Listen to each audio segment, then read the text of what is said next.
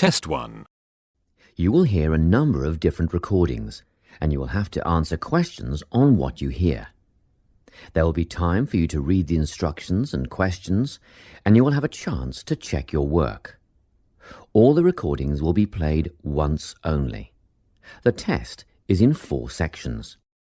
At the end of the test, you will be given 10 minutes to transfer your answers to an answer sheet. Now turn to Section 1. Section 1. You will hear a man phoning to inquire about hotel information. First, you have some time to look at questions 1 to 4.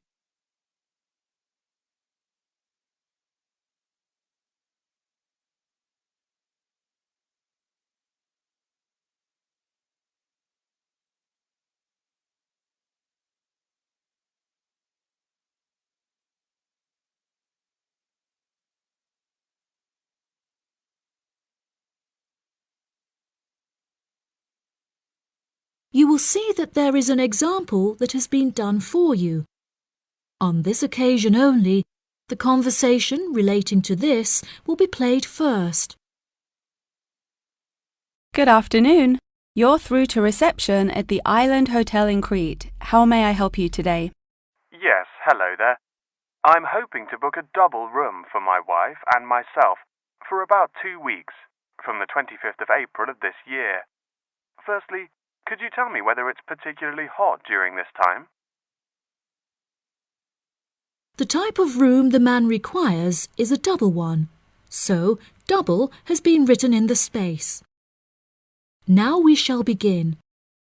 You should answer the questions as you listen, because you will not hear the recording a second time. Listen carefully and answer questions 1 to 4. Good afternoon. You're through to reception at the Island Hotel in Crete. How may I help you today? Yes, hello there. I'm hoping to book a double room for my wife and myself for about 2 weeks, from the 25th of April of this year. Firstly, could you tell me whether it's particularly hot during this time? Yes, of course, sir. During late April and early May, the daytime temperature shouldn't exceed 19 degrees Celsius. But the weather has been rather erratic and difficult to predict in recent years, so I am unable to say for certain. Okay, that sounds good. My wife doesn't like going outside when it's very hot. I haven't booked flights yet, but I must say that I'm unfamiliar with Crete and its transport system. Does the hotel provide an airport shuttle service? Yes, sir. We provide a complimentary airport pickup service for all our guests. It takes about 40 minutes to get here from the airport, but it's at least 60 minutes at rush hours. And you will be provided with a fully air-conditioned shuttle bus. Okay, excellent. In that case, do you have any rooms available for the dates I gave you? I shall have a look on the system now for you, sir. Bear with me just a moment. Yes, sir. I can see now that we have several rooms available. Would you prefer a garden view or a sea view? Well, ideally I would like a sea view room with a balcony, but of course that depends on the difference in price. Not to worry, sir. All of our standard double rooms have ensuite facilities and a balcony. If you would like one of our sea view rooms, there is a premium of €60 per night. Okay, so could you tell me the total nightly rate for a standard double room with a sea view? Yes, of course, sir. For the spring months, our rate is €216 per night. For 14 nights altogether, this will come to €3,024. Perfect. I also read on your website that the hotel has gym and spa facilities. Are there any other facilities on offer? Yes, we have a large outdoor infinity pool overlooking the ocean, with luxury sunbeds and a poolside bar. We also have 3 full-size tennis courts, where we run a popular doubles tournament, with the winner receiving 2 all-inclusive spa day vouchers. Goodness, I shall have to brush up on my tennis skills. Before you hear the rest of the conversation, you have some time to look at questions 5 to 10.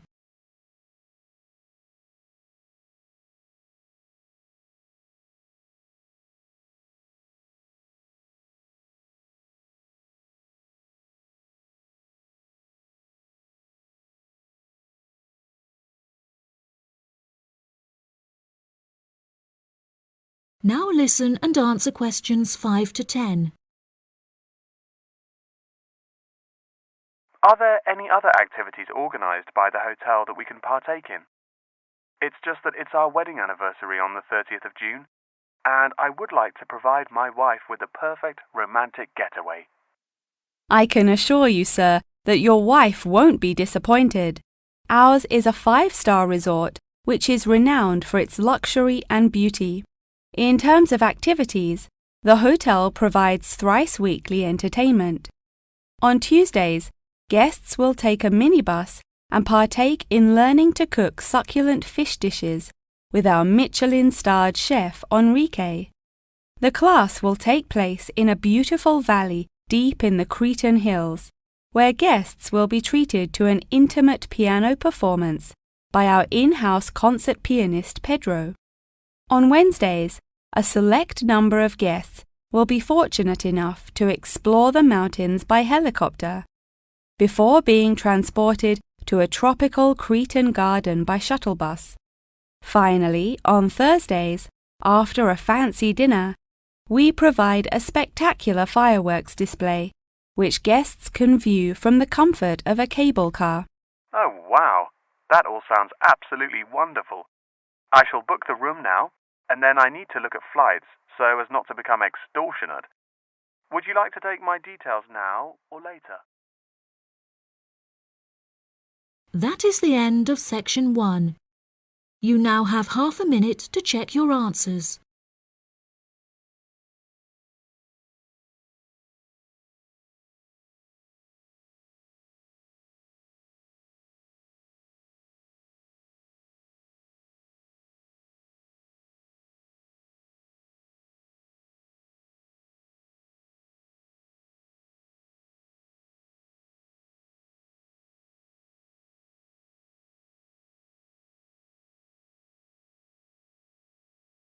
Section 2. You will hear part of a radio program about online exchange business. First, you have some time to look at questions 11 to 14.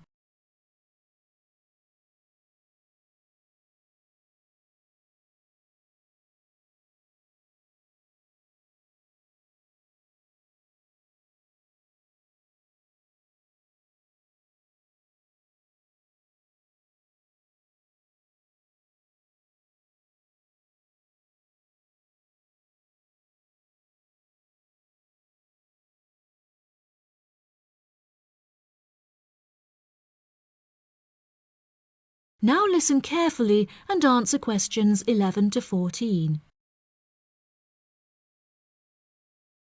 Barter Online UK is a young, up-and-coming website in the United Kingdom where users can buy new and used goods.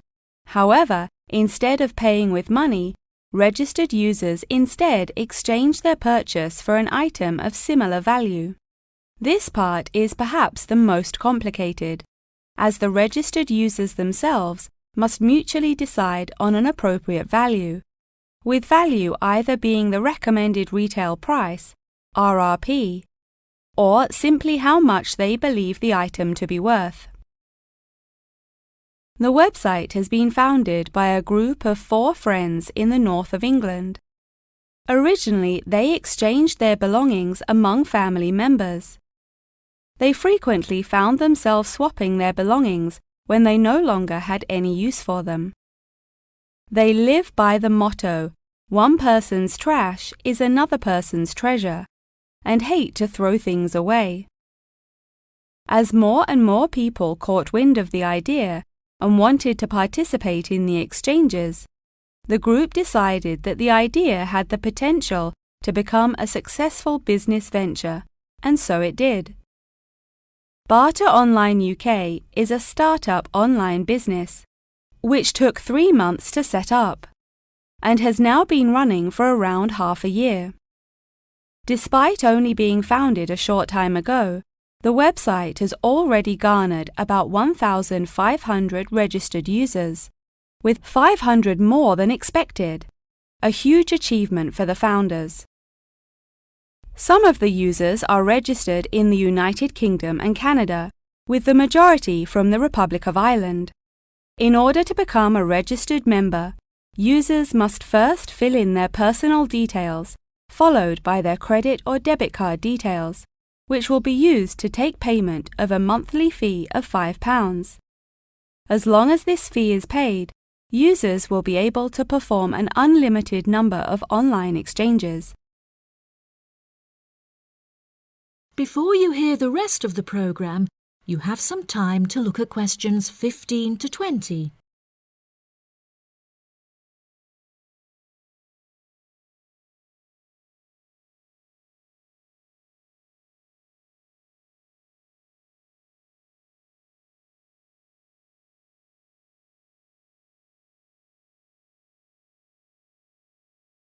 Now listen and answer questions 15 to 20.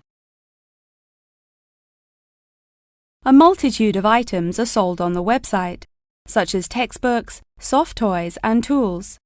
However, books for children and computer games are by far selected most. The exchange process itself is not as complicated as it might seem. Users can enter their preferences for what they would like to receive, and also explicitly state what they would like to give away, and the website will automatically pair up suitable users. If, however, a user doesn't want to give anything away, but would simply like to buy something, Barter Online UK does support a secure online payment system, where users can perform a normal monetary transaction. Despite this, the founding group strongly discourages the use of the online payment system, clearly stating that this goes against the intended ethos of the company. Although bartering is an age-old process, many of the website's users are unsure how to decide which of their own items to exchange. It often helps to order items by popularity using the filter button provided. This will tell the website to find out popular items for users' convenience. To this, the founding members say, just put everything you don't want on there. Different people have different tastes, and you never know what they might be looking for. In order to aid registered users in their exchanges and to provide them with assurance, the founders recently added a new feature whereby on completion of an exchange, users will be encouraged to provide each other with feedback. This feedback will include criteria such as the quality of the item as compared with how it was advertised, the ease of communication with the seller, the speed at which the item was delivered, and so on. The friends believe that using this method, users will have a more transparent and trustworthy bartering experience. That is the end of section 2. You now have half a minute to check your answers.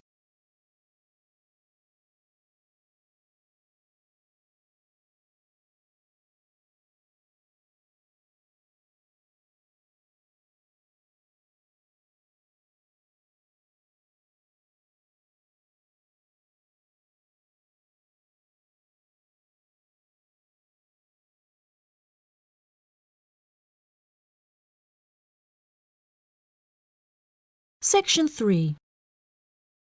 You will hear Tom and Annie, two students, talking with their professor about the assignment. First, you have some time to look at questions 21 to 26.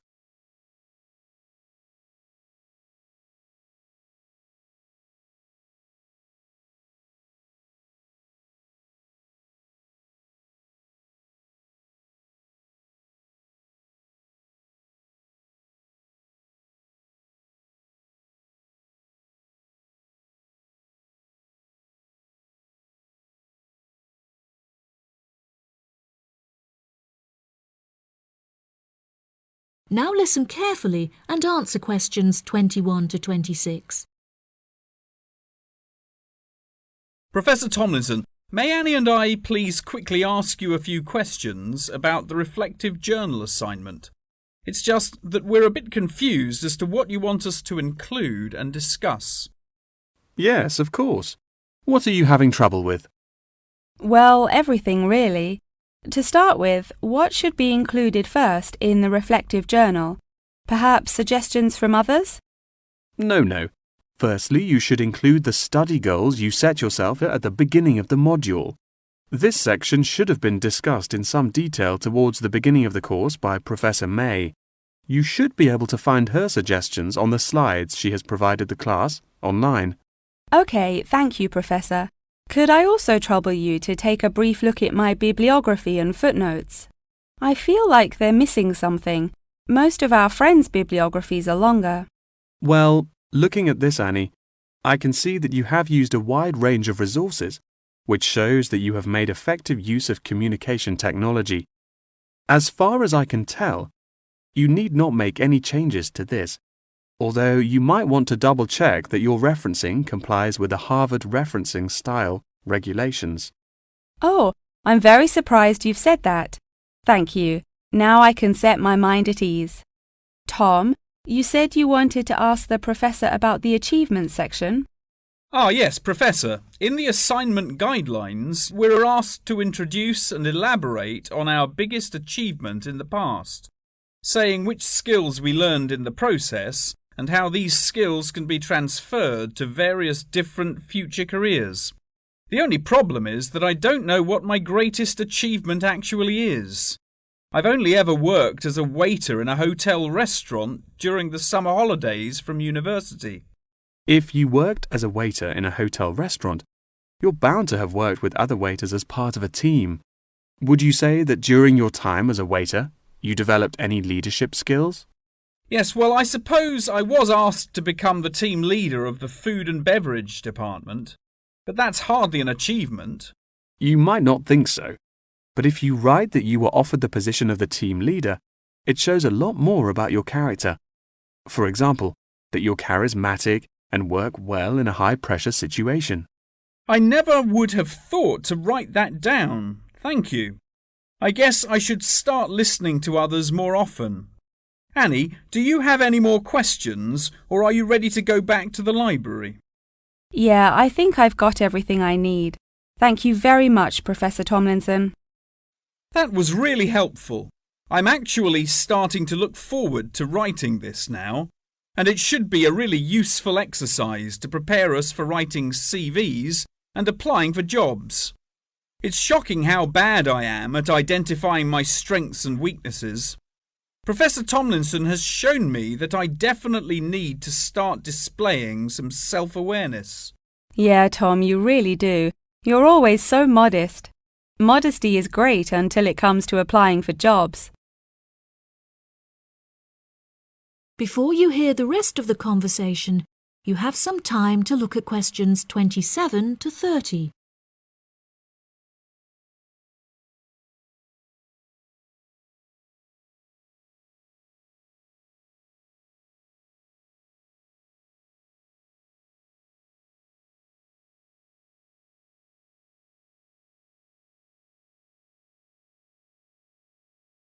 Now listen and answer questions 27 to 30.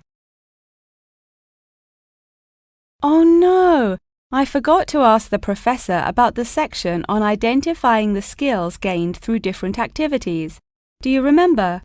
When it asks you, for example, whether writing an essay develops your study skills or your independent learning and so on.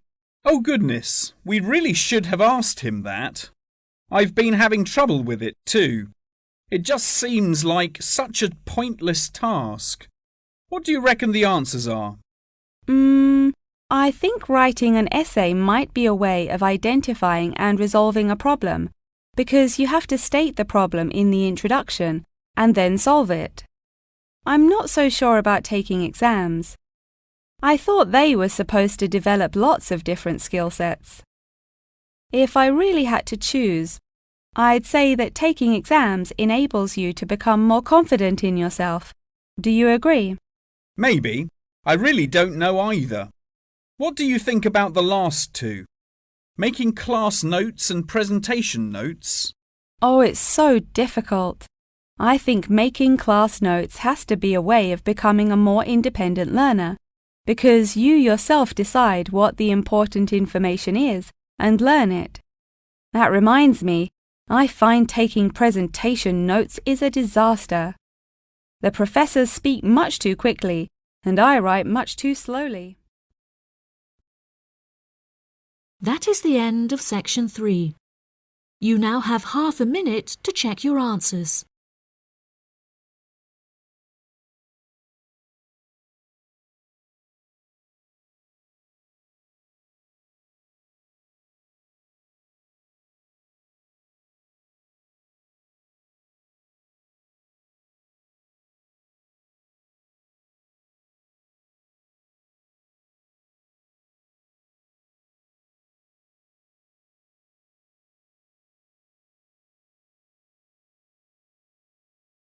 Section 4. You will hear a talk on the research of the behaviour of chimpanzees. First, you have some time to look at questions 31 to 40.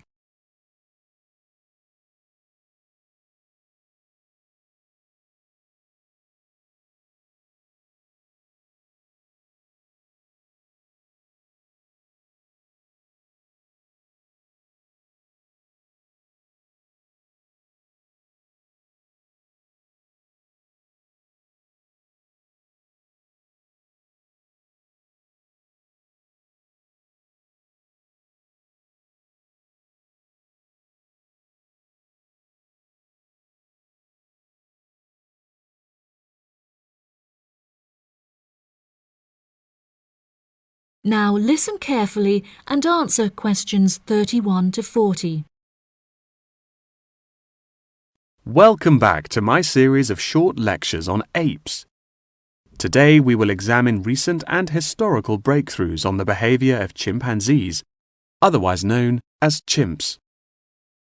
The word chimpanzee is an umbrella term for two different species of apes in the genus Pan, which are the common chimpanzee or pan troglodytes found in West and Central Africa, and the bonobo or Pan paniscus, which are found in the forests of the Democratic Republic of the Congo.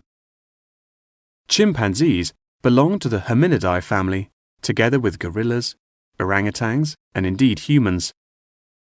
Current research tells us that the chimps broke away from the human branch of the hominidae family approximately 6 million years ago and remain the closest living relative to humans to this day.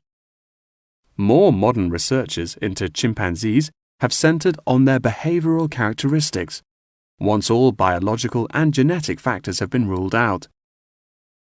In this way, scientists have unearthed an unfathomable amount of similarities between human and chimpanzee behavior.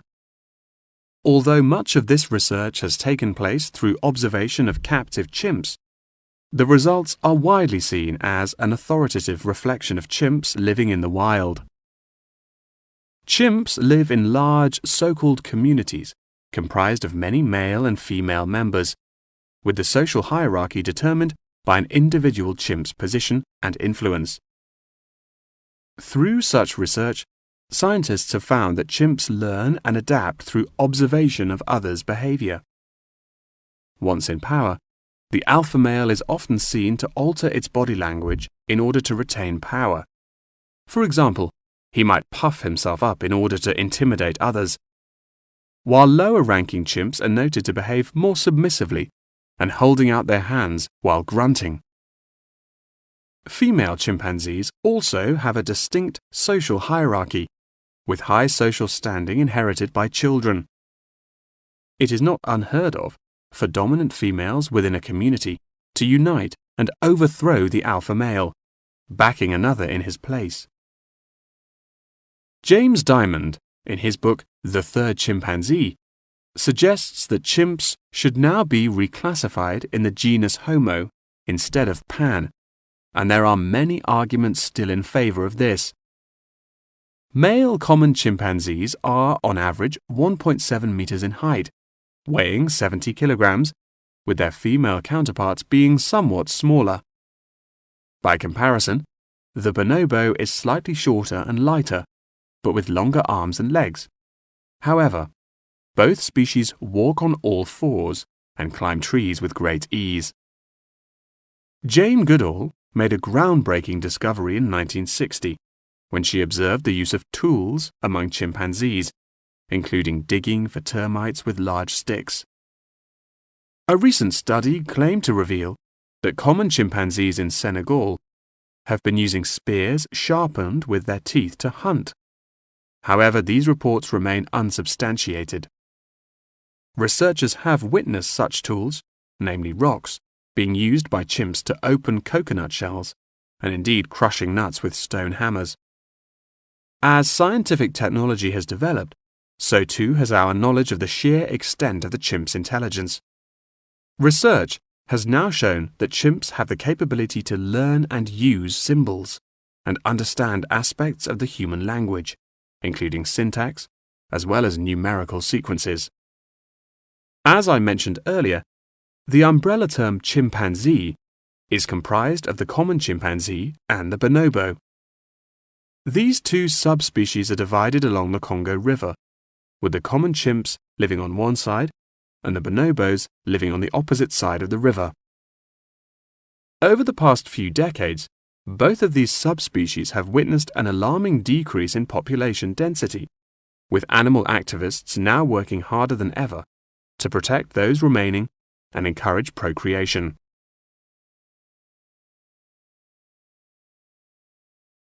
In addition, next week's episode will focus more closely on how chimpanzees in captivity are able to learn things through imitating the behavior of humans, as well as how chimpanzees' behaviors have developed over many generations.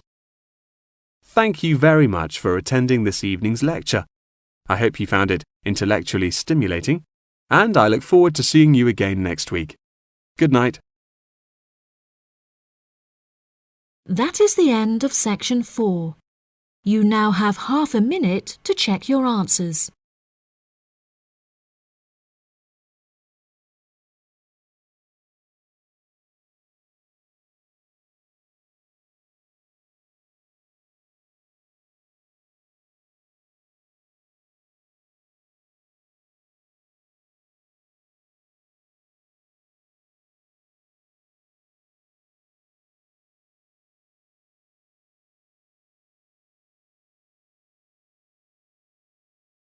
That is the end of the listening test.